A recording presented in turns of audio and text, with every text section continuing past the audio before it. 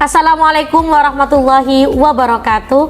Salam sejahtera untuk kita semua. Semoga kita dalam keadaan sehat dan dilindungi oleh Allah Subhanahu wa Ta'ala. Perkenalkan, nama saya Zulfaini Samad, salah satu dosen tetap di program studi peternakan Fakultas Pertanian Universitas Madura. Saat ini saya akan melakukan penyusunan dokumen pernyataan diri dosen dalam unjuk kinerja Tridharma Perguruan Tinggi atau PDD UK TPT untuk mengikuti proses sertifikasi dosen gelombang 1 yang dilaksanakan oleh Kemendiksayentek tahun 2025. Pada kesempatan ini, saya akan memaparkan salah satu mata kuliah yang saya ampu, yaitu Ilmu Produksi Ternak Perah, dengan bobot 3 SKS yang merupakan mata kuliah wajib diambil oleh mahasiswa semester 4 program studi peternakan. Deskripsi mata kuliah ini ialah membahas tentang konsep dasar ilmu produksi ternak perah, mulai dari sejarah, jenis, bangsa, ciri-ciri, sifat fisiologis ternak, serta proses produksi pada ternak perah beserta faktor-faktor yang dapat mempengaruhinya. Perkuliahan produksi ternak perah ini dilakukan secara luring ataupun daring melalui platform resmi Unira, yaitu e-learning.unira.ac.id. Strategi perkuliahan pada mata kuliah ilmu produksi ternak ini ialah pemaparan materi, diskusi, dan pemantapan materi sesuai dengan perkembangan peternakan ternak perah pada saat ini. Untuk capaian pembelajaran mata kuliah ilmu produksi ternak yang pertama ialah menunjukkan sikap bertanggung jawab atas pekerjaan di bidang ilmu ternak.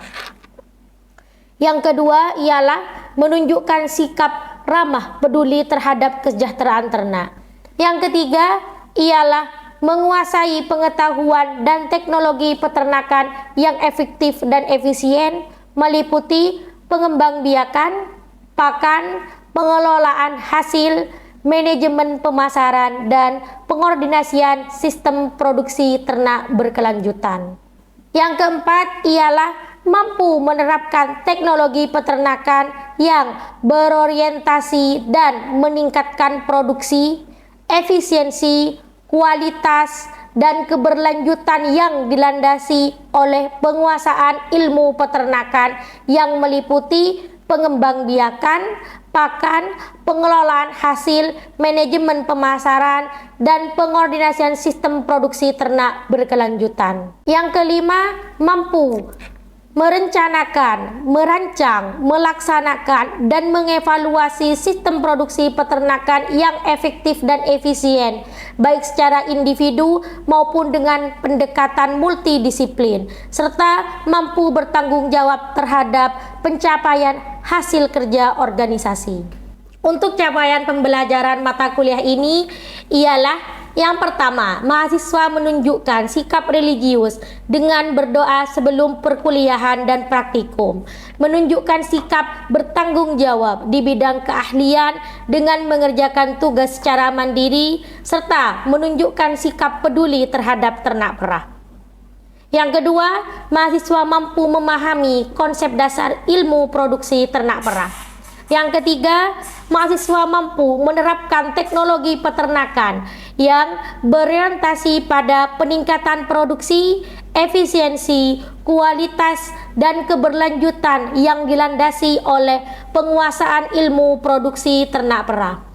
Yang keempat, mahasiswa mampu melakukan, menganalisa, dan mengevaluasi pendalaman dalam kajian ilmu tentang produksi ternak perah dengan berpikir kritis, inovatif, dan teori dan keadaan lapang sesuai dengan standar kompetensi kerja. Yang kelima, mahasiswa mampu merancang, mengaplikasikan teknologi peternakan ternak perah untuk meningkatkan produksi, efisiensi, kualitas yang berkelanjutan yang dilandasi oleh penguasaan ilmu produksi ternak perah. Materi pembelajaran pada mata kuliah ilmu produksi ternak perah terdiri dari 1. Pengertian konsep dasar ilmu ternak perah, 2. Sejarah jenis, bangsa-bangsa, ciri-ciri, sifat fisiologi sapi perah. Ketiga, sejarah jenis, bangsa-bangsa, ciri-ciri, sifat fisiologis kambing perah. 4. Komposisi dan uji kualitas air susu segar. 5. Anatomi ambing. 6. Anatomi alat pencernaan. 7. Pakan ternak perah. 8. Pengembangbiakan ternak perah. 9. Perkandangan ternak perah. Dan yang ke-10, teknik pengujian kualitas air susu segar. Kriteria penilaian mata kuliah ilmu produksi ternak perah. Tugas dan kuis 10%, kehadiran 25%, keaktifan 25%, UTS 20%, UAS 20%. Kemampuan yang diharapkan kepada mahasiswa setelah mengikuti perkuliahan ilmu produksi ternak perah dapat memahami dan menerapkan dasar-dasar produksi ternak perah, mulai dari pengenalan jenis, sifat, fisiologis ternak, sistem pencernaan, anatomi ambing, komposisi serta kualitas susu, manajemen pakan dan reproduksi, hingga sistem perkandangan dan teknik pengujian susu segar, sehingga dapat meningkatkan keterampilan praktis dan kesiapan menghadapi tantangan di bidang peternakan perah secara profesional. Selanjutnya, mari kita simak video pembelajaran tentang ilmu produksi ternak perah.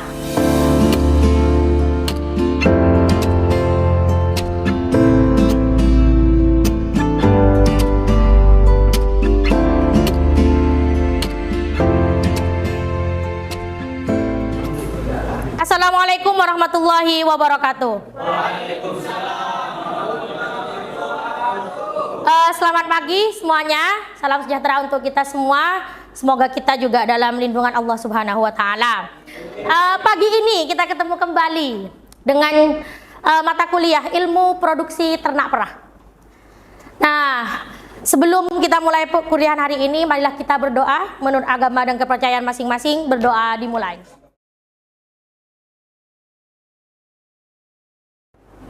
Selesai. Amin. Baik, untuk ilmu produksi ternak perah. Ilmu produksi ternak perah itu apa sih? Pasti kalian bertanya-tanya bahwasannya apa sih ilmu produksi ternak perah, sedangkan di Madura sendiri perah itu jarang ada. Yang ada hanya di daerah Panglekur untuk sapi perahnya, dan untuk kambing perah agak sedikit lebih banyak. Tapi yang lumrah kita konsumsi itu hanya sapi perah.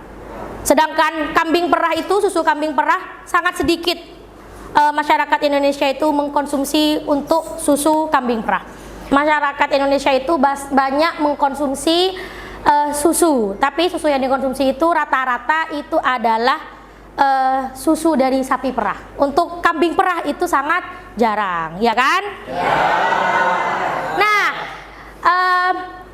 dari sini mungkin ada yang tahu apa sih peternakan sapi perah itu? Silahkan ajukan tangan. Oke, silahkan Wildan. Yaitu peternakan sapi perah adalah peternakan yang difokuskan untuk memproduksi susu, seperti itu, Ibu.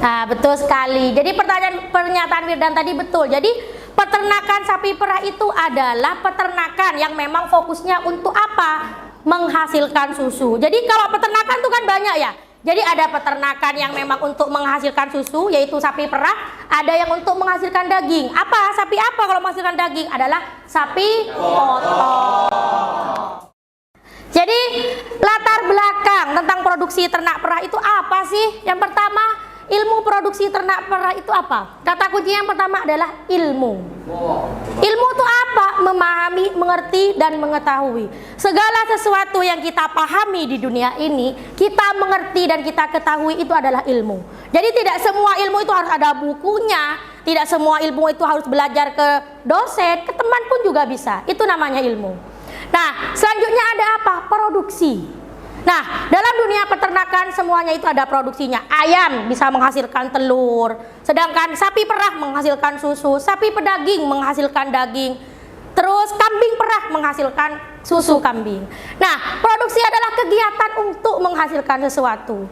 Jadi segala sesuatu baik itu dari alam ataupun dari misalkan buatan seperti pabrik dan sebagainya yang menghasilkan sesuatu itu adalah produksi. Paham ya?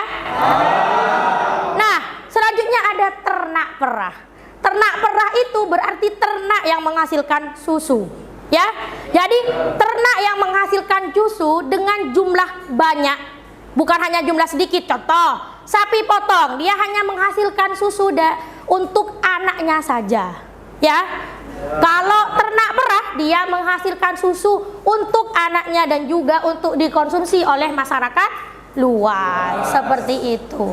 Jadi, apa ilmu produksi ternak perah adalah memahami dalam melakukan kegiatan agar ternak dapat menghasilkan susu yang lebih efisien. Kenapa Bu kok harus efisien? Ya karena kita ada manajemennya, cara pemberian pakan, cara perkandangannya, cara merawatnya, cara untuk mereka menghasilkan susu lebih banyak. Nah, nanti akan dirangkum ke ransum pakan seperti itu. Baik. Untuk segi positif tentang ilmu produksi ternak perah.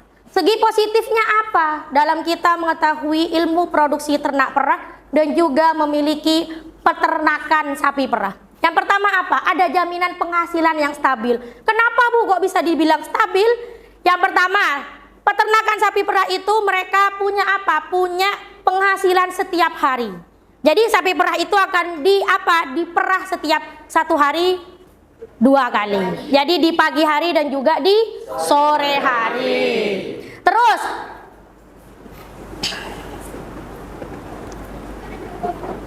menyediakan lapangan kerja yang tepat bagi buruh atau pekerja. Jadi mereka biasanya para peternak sapi perah itu memiliki pekerja. Jadi misalkan mereka punya 10 ekor, berarti pekerjanya misalkan ada 5 yang untuk apa? Yang untuk produksi rumputnya, yang untuk memerah, yang untuk memandikan dan membersihkan kandang. Selanjutnya adalah makanan pokok sapi perah. Nah, makanan pokok sapi perah itu ada apa saja?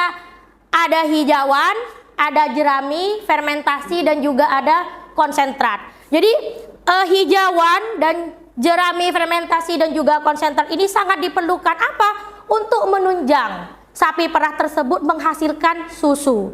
Jadi ada hidup pokok, dia hanya untuk hidup, untuk produksinya beda lagi. Jadi makanan pokok sapi perah ini harus semuanya terpenuhi. Seperti itu. Lanjutkan sejarah perkembangan sapi perah di Indonesia. Jadi kapan sapi perah itu ada? Di abad ke-17. Berarti sudah berapa ratus tahun yang lalu, ya kan? Nah, siapa yang bawa? Belanda.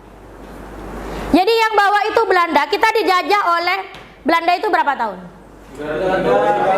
Betul. Jadi yang bawa itu adalah orang Belanda. Sapi perah yang pertama kali datang ke Indonesia itu sapi asli.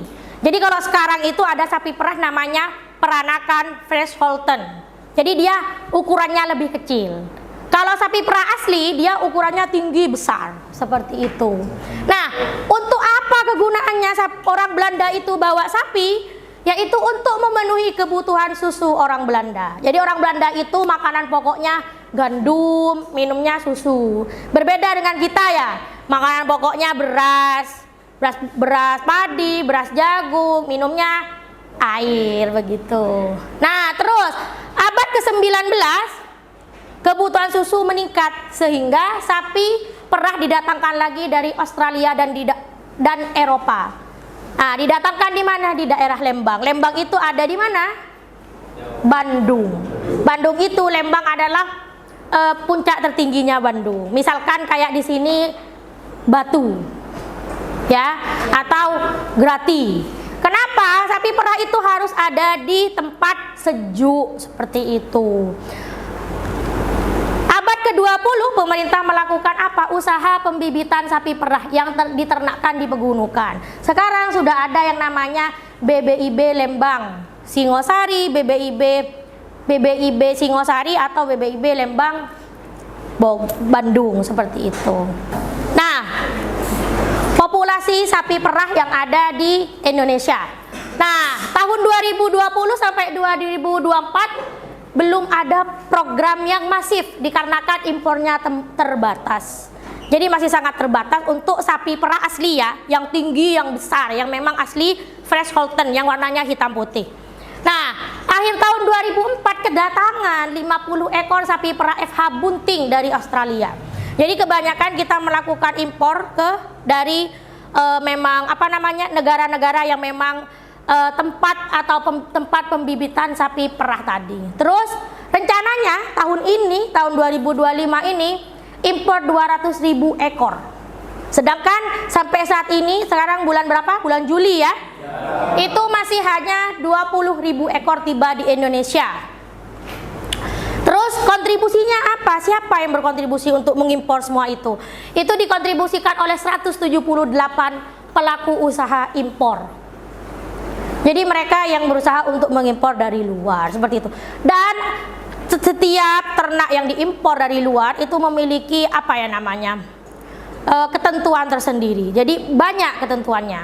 Jadi misalkan harus berjenis kelamin A atau B, nanti harus dia memiliki produksi susu yang tinggi dan sebagainya. Sampai sini ada yang mau ditanyakan? Ya, silakan Novianto. Bismillahirrahmanirrahim. Di sini populasi pada tahun 2000 sampai 2009 itu mencapai hampir 600 ekor pada tahun 2009. Sedangkan pada tahun 2025 sekarang itu hampir mencapai 1 juta ekor di Indonesia. Nah, yang menjadi pertanyaan sekarang, mungkinkah dengan inflasi dan juga populasi yang sangat besar pada tahun 2025 sampai 2029 ini akan kembali seperti tahun 2000 sampai 2009, seperti itu Ibu? Baik, terima kasih atas pertanyaannya, Saudara Novianto. Harapannya seperti itu. Kenapa kok bisa terjadi impor tadi? Ya karena kebutuhan atau permintaan masyarakat Indonesia itu semakin banyak untuk susu. Kalau zaman dulu mungkin hanya orang Belanda yang mengkonsumsi susu. Dan biasa, tidak lumrah untuk orang Indonesia mengkonsumsi susu setiap harinya. Tapi untuk saat ini masyarakat Indonesia itu sudah banyak yang mengkonsumsi susu. Mereka misalkan dalam kemasan dari anak TK sampai dewasa banyak mengkonsumsi. Terus seperti anak bayi banyak yang menggunakan susu formula dan sebagainya. Harapannya bisa meningkat seperti tahun 2000 sampai 2009. Jadi peningkatannya hingga 22,4,6%. Nah, peningkatan tersebut diharapkan menjadi profit bagi negara kita. Apa? Kemakmuran masyarakatnya bertambah, kemakmuran peternaknya bertambah, tingkat kesehatan masyarakat juga bertambah. Seperti itu. Nah, kunci sukses dalam usaha peternakan sapi perah. Yang pertama itu ada apa aja sih? Ada manajemen. Kalau manajemennya jelek, otomatis apa? Peternaknya tidak mungkin sukses.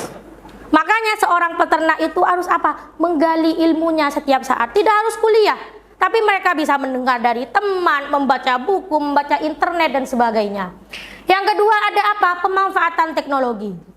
Kalau peternakan besar mungkin mereka memanfaatkan misalkan cara pemerahan mereka menggunakan siapa? Menggunakan robot. Jadi pemerahannya menggunakan robot. Kalau lokal atau masyarakat peternak yang memang tradisional mereka hanya pakai tangan. Dan biasanya ternaknya dengan jumlah sedikit, misalkan 1 sampai 2 ekor saja. Kalau seperti contoh, salah satu perusahaan yang besar itu apa? Contohnya Greenfield, Frozen Flag, Cimory, Ultra, mereka itu punya berapa ribu ekor sapi. Nah, mereka biasanya menggunakan apa? Robot untuk proses pemerahan. Jadi apa? Untuk mengefisienkan waktu. Jadi tidak mungkin, misalkan punya 1000 sapi, masa pekerjanya 1000 orang, ya kan? Jadi mereka menggunakan robot. Selanjutnya ada apa? Ketersediaan pakan yang berkualitas. Kenapa Bu kok harus pakannya berkualitas? Yang pertama karena kalau pakannya tidak berkualitas, produksi susunya tidak mungkin tinggi. Karena dalam menghasilkan produksi susu, mereka dipengaruhi oleh genetik, dan juga lingkungan. Contoh lingkungannya apa? Ya pakan tadi. Meskipun kita misalkan bibit bebet bobotnya unggul, tapi apa? Dia tidak bisa menghasilkan susu sama dengan induknya, berarti dia terpengaruhi oleh apa? Lingkungannya. Selanjutnya ada apa? Sumber daya manusia yang terampil. Kenapa harus terampil, Bu? Untuk apa? Untuk memaksimalkan yang namanya usaha peternakan sapi perah. Setiap peternak mereka adalah jiwa leader. Leader itu apa? Peternakannya terserah mereka mau dibuat seperti apa, mau maju atau mau mundur, mau tradisional atau dengan kemajuan teknologi, itu terserah siapa? Peternaknya. Jadi kunci utamanya itu memang dari manusianya. Kenapa? Manusia yang bisa berpikir, sedangkan ternak otomatis tidak. Tapi yang memilih ternak sapi perah siapa? Itu adalah manusianya. Seperti itu. Nah, selanjutnya adalah akses permodalan. Jadi ternak unggul, sapi unggul itu dapat kita miliki kalau apa? Kita punya modal. Mungkin para peternak kecil mereka punya modal hanya 1 sampai 2 sapi, dan itu hanya sapi PFH, peranakan fresh Holstein, yang memang sudah disilangkan dengan sapi Jawa dan tidak memiliki produksi susu yang begitu banyak. Hanya misalkan seharusnya dia menghasilkan 15 liter, lumrahnya dia bisa hanya 10 liter. Kalau produksinya sedikit, otomatis pendapatannya juga sedikit. Oke, ada yang mau ditambahkan tentang kunci sukses usaha peternakan sapi perah? Ada, Bu. Oh ya, silakan. Kan ini untuk sapi perah ini, Bu, lokasi dan suhu itu perlu diperhatikan, Bu. Betul sekali. Jadi dalam pemilihan lokasi. Jadi kalau lokasinya jelek, otomatis apa? Produksi menurun. Produksinya menurun. Pintar. Ada yang mau ditambahkan lagi? Ya, silakan. Apakah ilmu produksi ternak ini tidak mempelajari tentang resiko yang terjadi dalam dunia peternakan, Bu? Soalnya dari tadi hanya menjelaskan keuntungan saja, dampak positif, sedangkan dalam usaha pasti ada dampak negatif. Oh, baik, terima kasih untuk pertanyaannya. Jadi residu dari usaha peternakan, residunya apa sih, Bu? Banyak, tingkat kerugiannya tinggi. Tadi kuncinya ini, jika kunci tersebut tidak dilaksanakan dengan baik atau ada salah satu yang tertinggal, otomatis apa? Kerugian yang ada. Misalkan sebagai peternak kalian leader, mereka memilih ternak yang unggul. Tapi dari apa? Manajemen pemanfaatan teknologi, manajemen pemeliharaannya itu jelek, otomatis kerugian yang ada. Harga pakan tinggi, harga jual murah. Harga jual apa? Harga jual susunya murah. Ketika pakan konsentrat 1 kilonya itu misalkan harga 8.000, sedangkan susu 1 liternya harganya 2.000, itu sudah sangat jomplang dan akhirnya akan menghasilkan yang namanya kerugian besar. Nah, terus apa? Kalau peternaknya, leadernya tadi tidak terampil, akan banyak residu yang terjadi. Misalkan tidak mengikuti perkembangan zaman, bukan efisiensi yang terjadi. Misalkan tadi penggunaan robot, pijak 10 ekor sapi, tapi tidak ada yang menggunakan robot. Mereka pakai 10 orang pemerah atau 10 karyawan. Sedangkan pendapatan atau income yang diberikan oleh susu sapi perah tadi minim, jadi akhirnya kerugian yang besar yang terjadi. Seperti itu. Bagaimana? Terima kasih. Untuk ada pertanyaan lagi atau ada tambahan? Ada, Bu. Ya, silakan.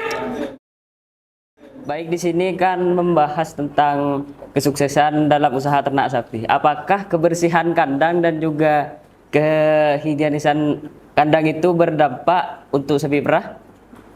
Baik, terima kasih atas pertanyaannya. Kebersihan itu sangat berdampak kepada sapi perah. Kenapa? Karena sapi perah itu setiap harinya diperah dan mengeluarkan susu, dan pada ambing ternak perah itu sangat sensitif. Jika kebersihan kandangnya tidak dimaksimalkan atau tidak dibersihkan, itu akan menyebabkan gangguan pemerahan. Misalkan ada namanya radang ambing yang disebut dengan mastitis. Nah, mastitis tadi bisa menyebabkan apa? Produksi susunya menurun dan tidak mengeluarkan susu. Misalkan ada 4 ambing untuk sapi perah. salah satu ambing tersebut terkena yang namanya mastitis atau radang ambing.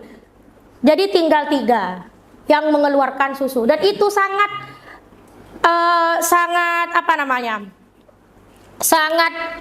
menyiksa untuk ternak perah tadi. Karena apa? Sangat sakit untuk penyakit mastitis tadi, dan itu harus diobati.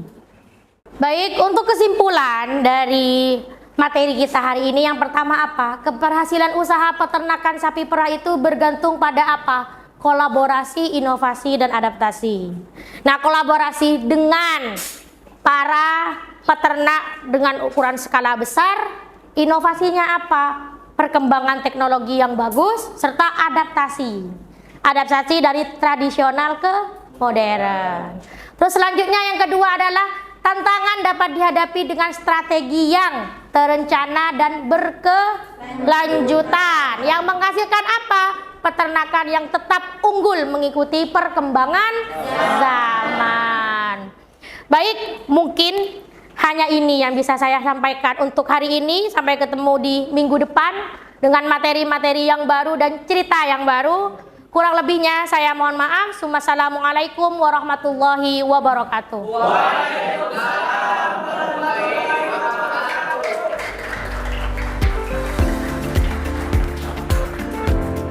Sekian video rekaman pembelajaran mata kuliah ilmu produksi ternak perah.